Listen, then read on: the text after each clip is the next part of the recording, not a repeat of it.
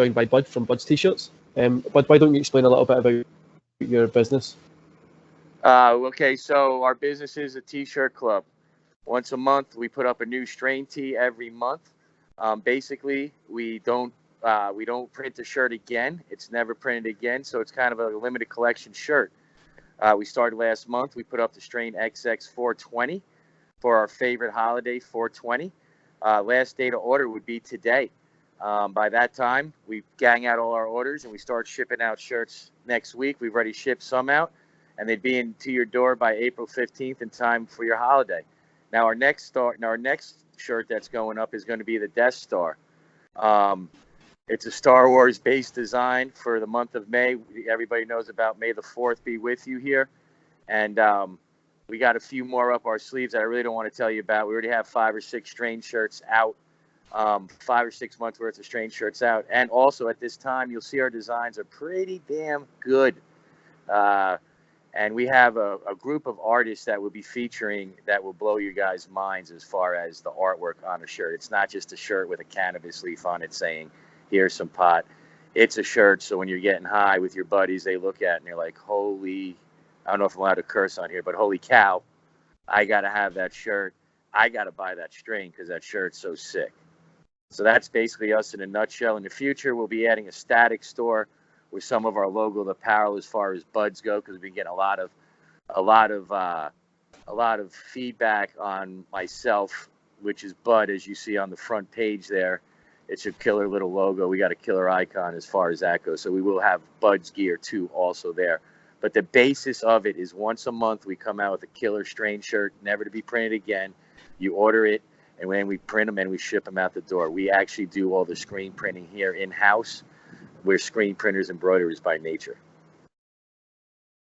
That's great. And how much does that cost? Is it a monthly basis or? Okay, so we have a one-time purchase because sometimes we find out people don't want to commit. So one-time purchase will be $25, right? It's a $25 shipped to your door as a T-shirt. That's a hell of a deal. If you join for 3 months, you pay for 3 months up front, which will get you 3 shirts mailed to your door. Now, what's also unique about this, you can give it to a gift for somebody. So if you're smoking weed with your buddies and your buddy likes your shirt, you sign him up and you send him a present, a Bud shirt every month to the door. So 3 months, it comes back, it works out to be $23 a shirt. If you sign up for 6 months, it turns out to be $21 a shirt. And if you sign up for 9 months, you commit to us, it's $180, or actually $20 a shirt. It comes $180, but you basically get 2 free shirts and that's savings. That's great, but you've summed up the business well there. And do you ship, is it internationally or is it just in America? We do ship international. International shipments are $10 more, so your shirt would be 35. Excuse me, 35. Excuse me, I just got high. 35, 35, 33, 31, and 30 to step it down. So yes, we do ship international. Everything comes with a tracking number. Once you pay, boom, it ships. You'll see it. It'll come out as soon as we ship it. You'll get a tracking number letting you know that the goodness is on the way to you. That's great, bud. So what we'll do is we'll just relax. We'll get into this podcast. The first question we always open up with all our guests is just kind of a little bit of relax and relate. What got you into the kind of cannabis industry? So what got you excited about making your T-shirts about it? Why did you want to get part of it? Okay. So basically, what got you broke up a little bit? What got me excited about being in the cannabis industry, wanting to get in the cannabis industry? Yeah. Okay. You ready? Yep. All right. So I've been smoking weed myself for about 20 years. I'm always excited for the cannabis industry to come. Just pure enjoyment. But the meat and potatoes of it is basically, we've been screen printers, embroiderers for 20 years, right? We have 14 people here. We operate 3 presses, 10 heads of embroidery, people coming through here every day getting shirts. One of our biggest customers was Bob Marley. Zion Rootswear was the name of the company before they sold 2 years ago. Mm-hmm. And we did any shirt you see that Bob Marley was doing, we were printing. All right, so we saw the need. We saw this other subscription boxes and all these subscription clubs coming out. And with the momentum of cannabis and what we love to do, and we've done a ton of cannabis designs, we're like, shit, let's just do this ourselves and have a shirt for ourselves that we can have fun we design, we get high. It's enjoyable. It's all enjoyable work is basically what we're after, and hopefully we're achieving right now. Yeah, I think that's like the goal for everybody is just to find something that they can enjoy doing on a daily basis. Correct. Who wants to go to work every day for some bullshit when you can work in the cannabis industry? Yeah, Something you enjoy and something you believe in. You know what I mean? I think that's what for me as well. I have a few different businesses, and my main one's my digital marketing business that I've got. But being able to move into the cannabis industry was so much more interesting instead of just being stuck in like an office. And being owner of a business sometimes can be a little bit stressful. So having that cannabis side of stuff where you can get high, you can relax, and have a good end of day it helps a lot.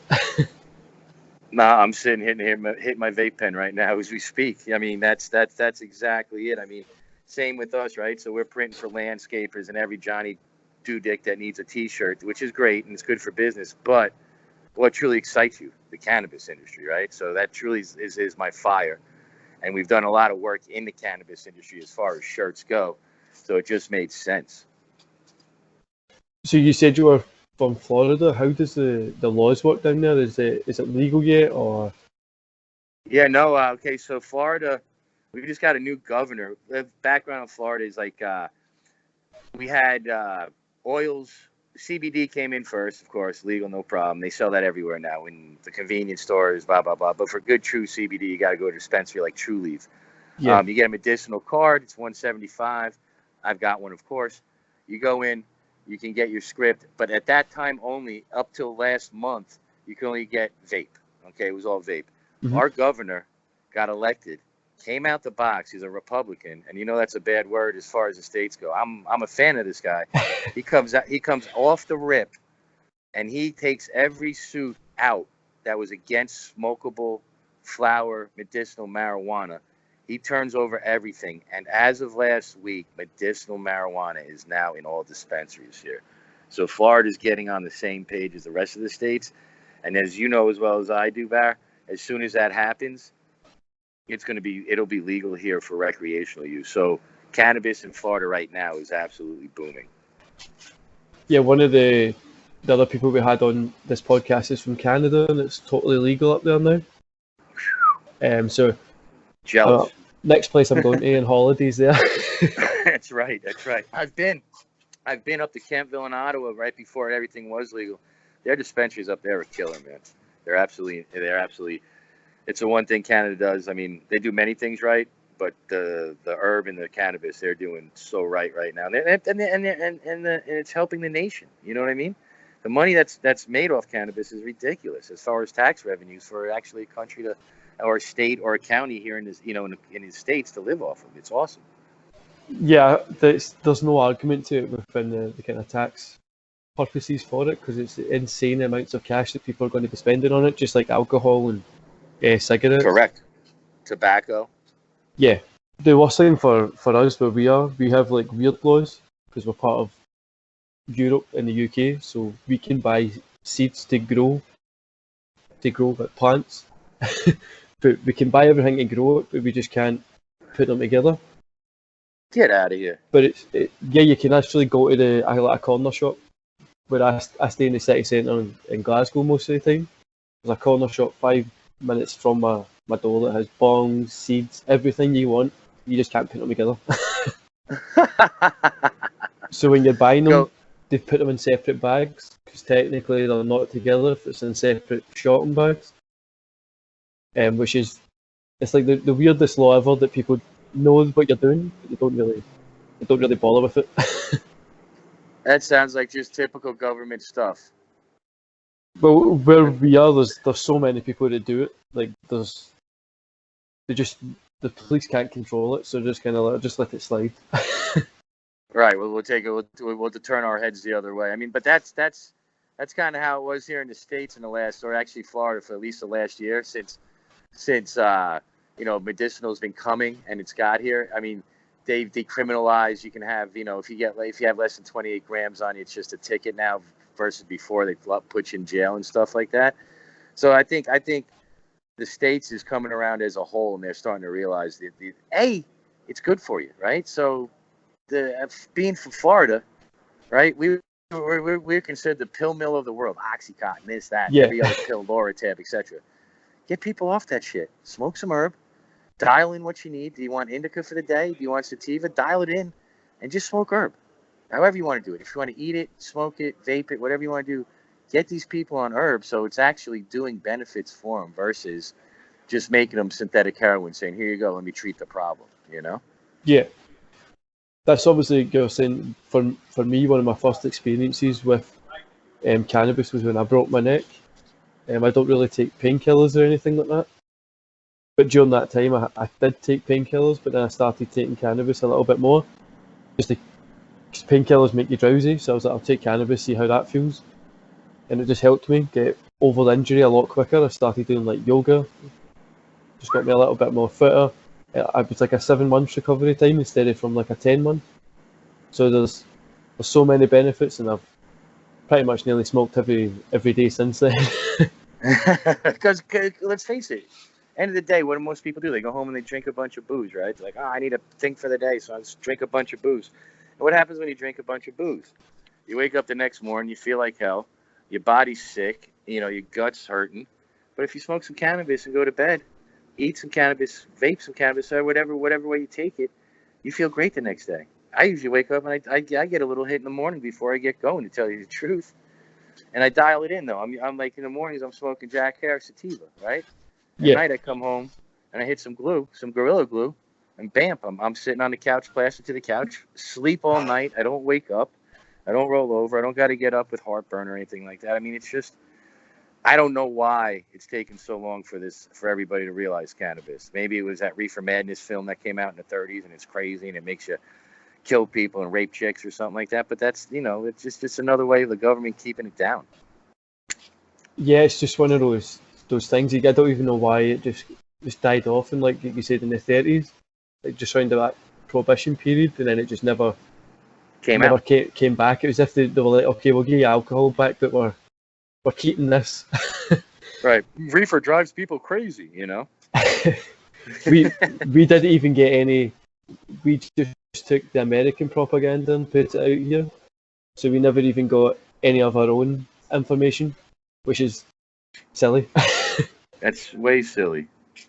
So for us, when we get taught, when you're in school and you get taught like drug awareness and stuff like that, we get given when I was at school, it's changed now, we got given a leaflet that told you what kind of highs the drugs give you. So it was more like a shopping list, because it was like weed gives you this kind of high, cocaine gives you this kind of high, and you're like, this isn't really a kind of off-put to what I'm. You're not telling me the bad things about this. That's where I was gonna go. Well, how does that deter people? That would just get me excited. Yeah, it was literally it's like an A4 piece of paper just with the highs. So I'm like, I don't. Is this like a challenge for me to go through this whole list, or I don't know what I'm doing here? That's insane. I mean, that just tells you how much of people that never studied it, never gave it a chance, always turned it down, and always thought it was horrible. The one thing that we always ask as well is, if you tried anything further than weed, so psilocybin mushrooms, DMT, ayahuasca, anything like that? I've eaten some mushrooms. I've eaten a few mushrooms in my day, I can tell you that. Have you moved on anything like the DMT or ayahuasca that a lot of people are doing just now as well? No, I'm a little older. I mean, I've done my share of LSD when I was younger. Mushrooms, LSD, and marijuana have been my mainstay through life. Now I'm a little older. Stress of life is on me, so I don't really dabble in anything else but cannabis to relax me, because I don't know if I could do it now. My mind would spin so much, I might just go crazy. Yeah. But as far as being a young man's game and opening your mind and getting you visions and all that, I did some mescaline and peyote when I was younger too. Yeah, we always ask about the kind of DMT side of stuff, because it is it's still quite new. Not a lot of people know about it. It's an insane high from that. That's a life-changing high. You're right. I don't need to change my life right now. I'm pretty happy with it. But yeah, it's if somebody the way I describe it is if somebody like just peels the curtains down so you can see what's actually happening in the world. that makes you see things a little bit differently. But yeah, Yeah. using using weed and stuff is a lot. Eyes wide open for sure. Yeah. One of the other questions we've got is, what was your first experience with cannabis? What was my best experience with cannabis? Your first experience, sorry, if Oh, it's my your first if experience. it's your best one, No. it can be that. My first experience. I'm in 7th grade. I have 2 experiences. I was trying to get into the cannabis game. I was trying to buy some cannabis. 7th grade, and I got sold a bag of tea leaves. So that I went home, smoked them, and realized it wasn't cannabis because I wasn't getting high. Came back 2 weeks later, scared of hell as my parents because it was all bad stuff then. 2 weeks later, I come back, and it did the deal. I got an eighth from. I'm not even going to say the kid's name. I can remember it like yesterday. Went home, got excited. Took me about 4 tries to try and roll anything up I could. I think I smoked more paper than cannabis the first time I rolled something. Rolled another one, and then I finally got the all of a sudden, just my whole body was like, woof. It felt me and it hit me, and I was hooked. So basically, I've been smoking herb since about 7th grade. I'm 46 now. So you've got a long career. Yes, I've got for sure. So yeah, that was one of my first experience with cannabis. It was actually my first experience was with tea. My second experience was with cannabis. Yeah. The best thing for where I was located when I grew up in Scotland, Amsterdam is only like an hour and a half away. So it's really close. That was my first experience, was going to Amsterdam, sitting in a coffee shop. It was like a hot day, the window was open. I was just staring out this window for about 4 or 5 hours. Correct. just looking out it, like not knowing like what the hell's going on here. The world's just moving, but I'm staying still. And at that point, you realized. Yeah, you're just like, this is weird. Exactly. And moving on from what you said, the best one, I need to know now. You've said, what was your best high out of your career? All right, so my best high was so I went to college. I don't work in the industry anymore, so I don't care. I went to college in the Merchant Marine Academy, so I was a commercial shipper before I got into all this. I was a third mate captain of boats and stuff like that. Mm-hmm. When we were at the academy, we do a training ship. So in the summer, you do 3 ports of calls. I was 19 years old. They released us in Amsterdam. And as far as the best cannabis experience I've ever had in my life, I've never had anything like that in my life. Now it's to the States and it's hopefully getting there, but the Bulldog comes to mind there, right? So it was the biggest place. We go in there with a bunch of American sailors. Yeah. Hop in there. They're bringing out lists. They're giving us bongs. They're giving us papers. We go back to the ship, and in college at the Merchant Marine Academy, you're either like a reject that got sent there like I was, or you're an officer trying to be an officer in the military. So it's really drastic. So we go back to the ship, high as shit, a couple ounces hidden that we bring back on the ship and hide for later use. And there's kids in Amsterdam that have never smoked weed before that are freaking out, laying all over the place, all getting in trouble. Usually we're the ones that get in trouble and stay out late. They all got in trouble in Amsterdam. They all got restricted to shipping and export. And all of us burnouts got away with it because we already smoked weed. We knew how to handle ourselves, but we were all blown away by Amsterdam. and to top it off, I had $1,500 saved up for the whole cruise. I blew it all in Amsterdam on weed. Amsterdam's a weird city that way as well. You can go with 1,500 and before you know it, Amsterdam's a weird city like that. You can go with 1,500 and before you know it's gone. You're like, okay, that's great. I had 4 days of liberty. I couldn't go out the 4th day because I had no more money. Between that and the Heineken factory, it wore us out. Yeah, the Heineken factory's a bad one as well because they give you free beer. Yeah, they give you free beer. They get you started, but they don't finish the game. You know what I mean? You got to finish the game and buy more. especially when you're high, you don't even. one of the things that I've been with Amsterdam is when anybody that goes always remembers the sex museum, Oh, and yes. it's Yes. just it's an experience that if you've not like, so anybody I know who's never went, I'm like, first day, go get high and go to the sex museum, because you'll see things in Oh, there yeah. that will just change you as a person. Oh, and then go to red light district, but that's for another show. But could then go to red light district and check it all out. You know, I mean, as a sailor, we got high, went to the Heineken tour. It's crazy that you say that. We ended up going to the sex museum and all the first boat right off the rip. Yeah, It's crazy. It's crazy you say that. like obviously some men feel that their parts aren't big enough, but when you go into that sex museum and you see some of those pictures, you're like, nothing. That's not even, that guy's from another world to have that. That's what shrinkage is all about. Agreed. Yeah, it's just I always remember there's one. It's ingrained into my brain. There's like an image of this guy. He's on his knees. He's just got his thing round his neck, and I'm like that. There's nothing that can ever come across me in life that's going to ruin me like that picture did. Right. There's nothing that can get it out of your brain. Yeah, it's literally nothing. Nothing since to this day has been able to get it out of my brain. So true. I think you were saying you got off in Amsterdam, which is like literally the capital for Europe of just, it's like the most liberal capital in Europe. Everything kind of goes. Nobody really cares. So I spent quite a lot of my younger years going there. So I would And finish being so school. close, I mean, golly, that's like driving from here to St. Augustine. If it's an hour and a half from here, I mean that would have been dangerous for a guy like myself to come up in. Yeah, it's for what we used to do is we'd finish in school, go home, get ready, and just go over to Amsterdam because the flights were really cheap.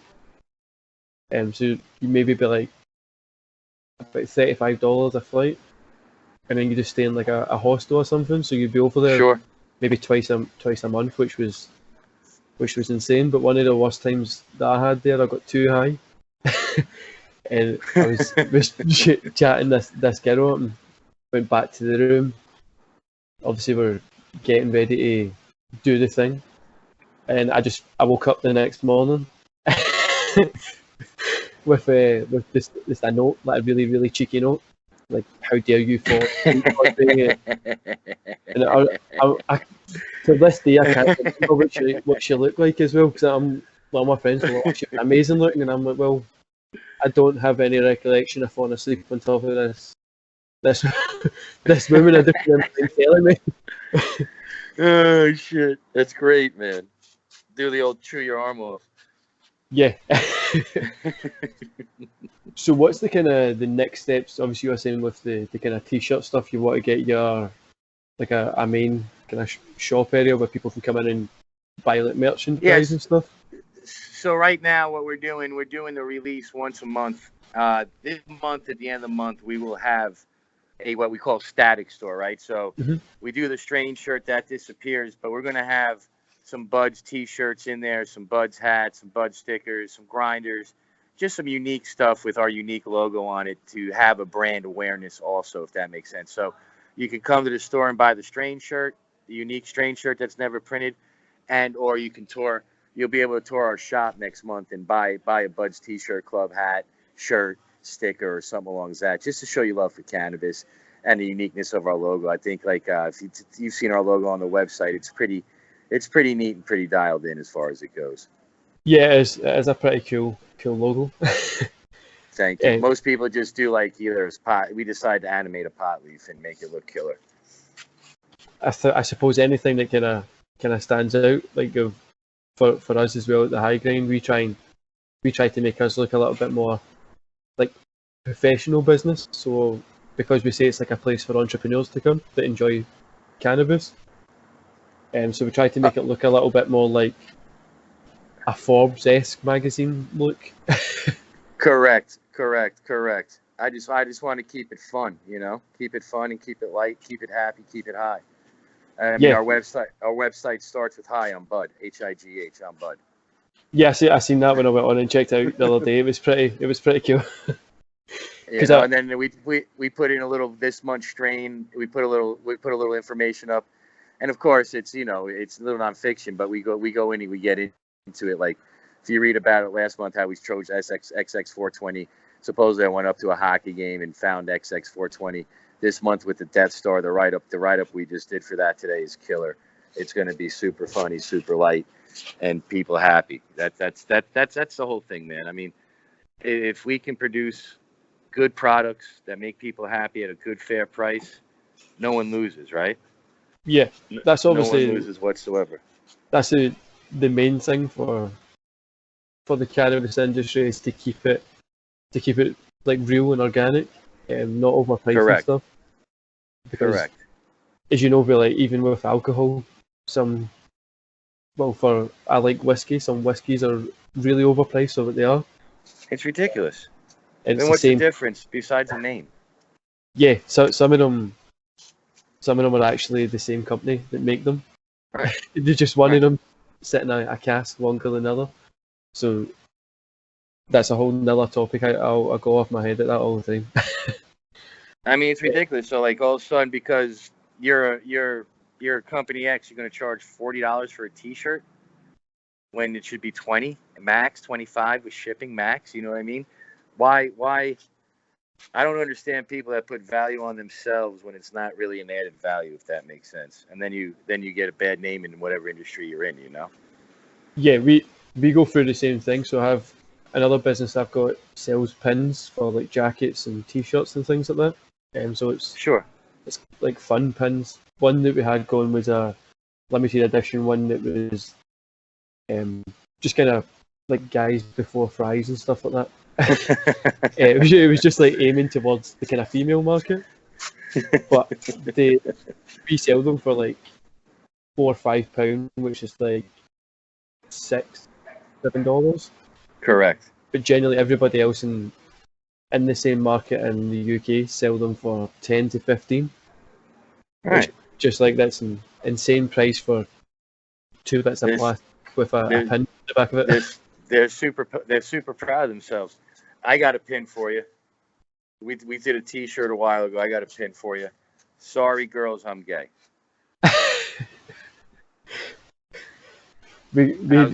How's that one? Do you know, I tried to do, so my partner does a lot of the designing for it. So I came up with like quite a lot of slogans. I draw them and stuff like that. But the ones that I draw, she has to look at them first. So I tried to do one that was like a banana skin getting peeled, and it was a penis inside it. So she was like, that's not gonna go. I'm like, but it's cool. Just if she admits it's cool, then at least I've won a little bit. at least you got one up on a designer, right? Designers, as you'll see with our next release, designers are tricky, but they're good. You know what I mean? You gotta have them. You gotta love them. Yeah, I'll come up with because my mind just lives in that one like Dirty Mind track. So I come up with like all the weird stuff, and then it's just like you need to sift through it. Like, no, okay, there's one good thing. The rest of it can just go away. Oh shit, that's good. So with being in the cannabis industry, are you only going to keep focusing on the T-shirt, like T-shirts and grinders and stuff like that with your logos like you have done, or are you going to try and look at hooking up with a dispensary at some point, or? That's our long-term goal for sure. Our long-term goal is to find a decent-sized dispensary, right, and do one of their strains that they're famous for. That is our end goal right now. Being the second month, we've gotten a good response. We've sold some shirts. I'm not telling you I'm retired yet by any means. Hopefully next month we sell some more. We understand business. It's just as big as Instagram is, and you can look on Instagram. It comes down to how many shirts do you sell. So I mean, our overall goal is to find X Dispensary presents White Widow, let's say, and do what the kids call today. I'm 46, so I'm a little bit, my slang's a little slow, but a collab, as they all say. Let's do a collab. Yeah. But the end goal is to do a collaboration between a dispensary with that strain, because right now you got Wookie, Cookie, and a couple others that have been developed by certain dispensaries first. So our goal is to get noticed, to get a couple dispensaries following us, which there is already. I already got a couple guys that work inside the dispensary that are like, hey, I want to talk to my dispensary. So we're trying to pick for our first one, once it happens, a reputable dispensary that's been in business for a little bit, and not just like the Starbucks. I don't want to go to the Starbucks of marijuana right now, like MedDocs or something like that. I'd rather keep it with a good local. I really want a seed to sale dispensary, if that makes sense. I want somebody that does it from start to beginning, because I always find them, like ourselves, we actually print the shirts. We don't just hire somebody to print the shirt. So every shirt we make, we put our love into. So I want a dispensary that actually produces seed to sell. So they make the weed and then they present the weed and they sell the cannabis. I keep referring to weed. I'm a little old, but cannabis in general, Yeah, I call it weed myself as well. Yeah. So go ahead. So that's the long term goal, is to hook up with like a dispensary, like you were saying, Correct. one that does everything themselves as well, just like you guys do. Correct. And then you can feel part of it and stuff like that as well. Well, what we would do for the dispensary themselves is we'd come out, we'd probably print them 50, 60 shirts or maybe 100 shirts and give it to them. And then we would also give them a code that they can use for their people that are in the dispensaries. Let's call it code Barry, right? So Barry, and then we give back to their dispensary X amount of percentage per sale. That's the game plan. But like I said, it's the second month right now, but that would be great if that happens sooner than later. It's a long-term goal, but I like to accomplish it in the short term, if that makes sense. Yeah, totally understand what you're saying there, especially with the way cannabis is going in the States just now. Especially like we were saying with Canada legalizing it.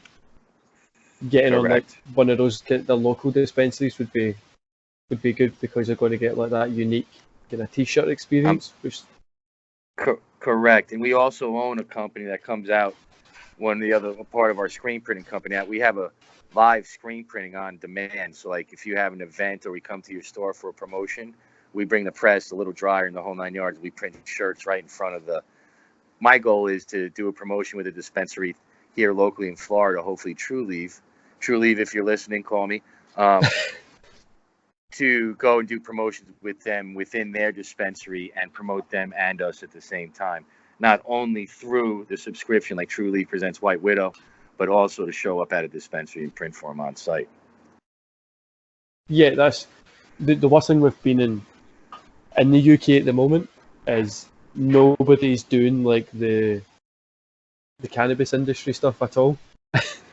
So I'm like the only person kind of out there trying to champion it. Like really, there's a few places that are doing it like here and there, but it's just kind of they're not legit companies, if that makes sense. Sure. They're fly by nights. Yeah, they're kind of weird. Like they're trying to they're selling, like obviously CBD became legalized everywhere really. Sure. Because it doesn't get you high. So in the UK you can buy weed as long as it doesn't have THC in it, but it's only restricted to England. So the laws here are so weird. But that's how it started here, state of Florida. It was Charlotte's Web, right? All CBD for cerebral palsy and something else that it treats well. It all started like that, so that's how it all starts, I believe. And then next thing you know, we got medicinal vape, and now finally we got medicinal flowers. So, and really in the States, it's like everybody waits for the first state. First state was California. How does it turn out? Okay, now Michigan and Ohio go. Okay, now that works out. Now Florida goes. So states, as you know, like Europe where you guys are living, state by state as it happens, it usually CBD leads in, starts. They get it everywhere, in every 7-Eleven to an 8 till 8, every convenience store to a dispensary, and then it slowly builds. So hopefully in the UK and England there, they'll have some good words for you boys soon. Like I was saying at the start as well, in Scotland, it's everybody takes it. So, and when I stay in Glasgow, it's not.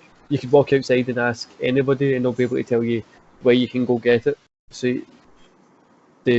obviously it's a drug dealer still, but it's set up like a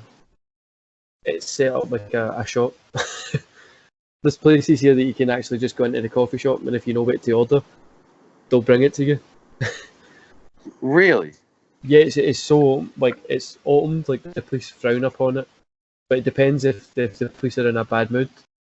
So in Glasgow specifically, if Celtic and Rangers have been playing, which is the two main football soccer teams, um, then the police are always in a bad mood. So if you've even caught with anything, it's £100 fine on the spot, which can lead to Wow. like jail time and stuff like that as well.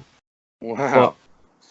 if it's any other time, they don't really, especially see if it's sunny, which it never really is in Scotland. But if it's sunny, they don't really care. If it's sunny in Scotland, who cares, right? Yeah, they're more Like, interested if you're drinking in the street. They're more interested. If you're doing anything else, they don't really care. wow. Wow. Well, you got to take that and love that too. And that's another thing here. I mean, don't get me wrong. I go to dispensaries, but I go the street way too. And that's I got to say, what's so weird is cannabis is the only only drug I've ever seen that goes down in street value around here. If Yeah, that makes sense. It's absolutely insane. 4 or 5 years ago, we're paying $350 to $400 for an ounce, and now I'm paying $200 if I go outside the dispensaries. If that makes sense. And it's good. And it's it's I think what I had last time it was oh God, what was I? What Jack Platinum OG. I mean, dude, you get strains like crazy around here. It's insane. And that's one thing. I mean, that's another thing. I'm 46 and I have a saying. Don't say we go way back with each other unless you smoke regs with me. Think about the advancements of cannabis in the last 10 years. I mean, it's absolutely insane. yeah, That first bag of brown I got had 200 seeds in it, maybe half a gram of actual weed in it. especially like you were saying in 10 years. Like Wow. I probably been smoking probably about 12, maybe 14 years. But from when I first started to now, it's just totally. There's some stuff you can get just now. You'll be some edibles that you can get just now. You'll literally be on the couch the whole day. You'll need to take you'll need to take a nap and everything. You're sweating. It's like a workout. A little super nap. Yeah, especially with I went to California last year, and I got the certain edibles. I can't remember what they were called, but I took like two of them, just thinking I'll just be like normal, like European standards of it. Ended up in the hotel room for like next 12 hours, just sitting, shaking. A mistake. That's what 27% THC. That's what's crazy today. The ability that they're getting the high THC counts and everything, man. That's what blows my mind. Just the science behind it. You know what I mean? The growing, the cloning, the morphing of two strains together. That all blows my mind how deep it is. Yeah, I can't wait to see what it's going to be like in another 10 years' time to see what it is. Especially You're gonna do one hit. You're gonna do one. I mean, but look at the advancement of it too, right? So, I mean, I hit my dab pen, but I'm still scared of dabs. I'm 46. I did a dab like probably 3 months ago for the first time, and just like you with that, what you're saying about staring out the window in a hotel room, I sat on the couch, and next thing I realized it was like 4 hours later. You know what I mean? So there's a level that this old ass of mine likes to do. You know what I mean? If I want to go there and elevate it real quick, I will. But I'm a cannabis user that likes to use it and get to its advantage versus being drooling on the couch most of the time. Now there's days I want to drool on the couch. Don't get me wrong. yeah, it depends what kind of days it is. And who's sitting next to me? That's for sure. Yeah. And who's in the circle? If you're anything like me, it's falling asleep on top of somebody. That's right. That's right. Yeah. So, how long have you had Bud's T-shirt? Is it? You said it was 2 months, wasn't it? Yeah. No. This is our second. We're going into our second month. We literally just got it up March 1st, so we're literally going into our second month right now. That's we got a couple. We got a couple ambassadors already online and stuff like that. Little couple cute girls, couple guys. We're actually in the hunt of. We'll see what happens. We're in the hunt of a good movie star or personality to come on board too. So that's how we know him through Zion Rootswear, through Marley and all those guys when we were printing for all them. So we're trying to cross over too and get a good promoter too. You know what I mean? Because once that happens in the States and somebody sees it on somebody that's like, oh, they're cool, I'm going to buy a shirt too, and everybody starts buying shirts. So it's not in the it's it's who wears it, who gets it, who sees it type of industry. You know what I mean? Yeah, yeah, definitely. With the obviously with being like t-shirts and products and stuff like that, is that if a famous person comes out wearing your shirt one time, you could wake up the next morning with 10,000 orders. which is we're keeping our fingers crossed and keeping the joint lit in hopes of that for sure. Yeah. Keeping the fire going. We'll keep the fire going. That's not a problem. And so for the people that are listening, they can find you Instagram, Twitter, Facebook, all the normal Buds, places. Yep. Bud's T-Shirt Club, Instagram, Facebook, and online, budstshirtclub.com. Yeah, and is there anything else you would like to promote, push out there? No, I'd Anything like, else? I'd like to promote your podcast and say thank you for having me on. Keep smoking. Well, that's not going to stop anytime